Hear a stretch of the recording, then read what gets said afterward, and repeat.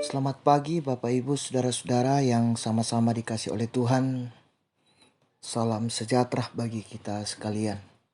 Kita berjumpa lagi lewat Renungan Harian Toraya, edisi Sabtu 1 Juli 2023. Kita bersyukur atas anugerah Tuhan yang dinyatakan kepada kita pada saat ini. Namun sebelum kita menjalaninya, kita bersekutu membaca dan merenungkan firman Tuhan. Sebelum itu mari kita berdoa. Ya Tuhan, kami bersyukur pada saat ini. Anugerah yang Engkau nyatakan kepada kami Tuhan, kehidupan yang baru. Sebelum kami menjalaninya Tuhan, kami bersekutu membaca dan merenungkan firman-Mu. Berkati kami Tuhan, dan bersabdalah kepada kami. Kami siap mendengarkan firman-Mu di dalam nama Yesus Kristus. Itulah Tuhan dan Juru Selamat kami yang hidup. Amin. Bacaan firman Tuhan pada saat ini dari Injil Matius pasal 11 ayat 20 sampai dengan 24. Yang ke-24 saya akan bacakan. Firman Tuhan berbunyi, "Tetapi aku berkata kepadamu, pada hari penghakiman, tanggungan negeri Sodom akan lebih ringan daripada tanggunganmu." Amin. Judul renungan kita adalah pada hari penghakiman.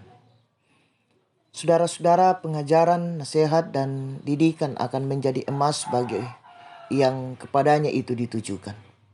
Akan tetapi respon pendengar juga sangat menentukan apakah emas itu akan menjadi miliknya atau tidak.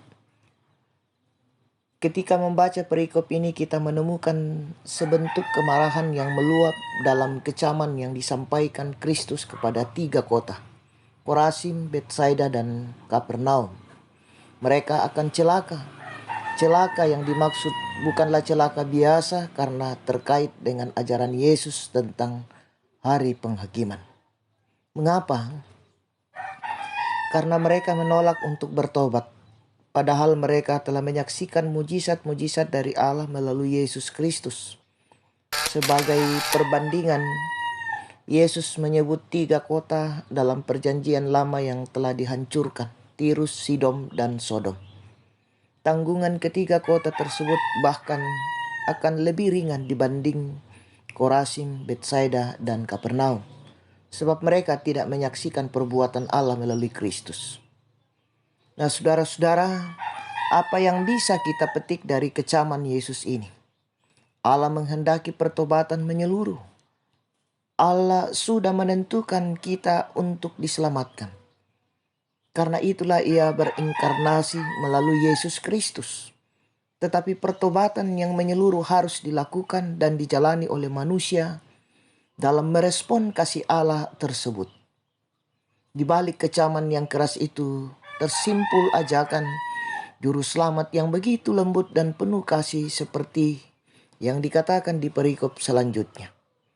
"Marilah kepadaku semua yang letih lesu dan berbeban berat, aku akan memberi kelegaan kepadamu."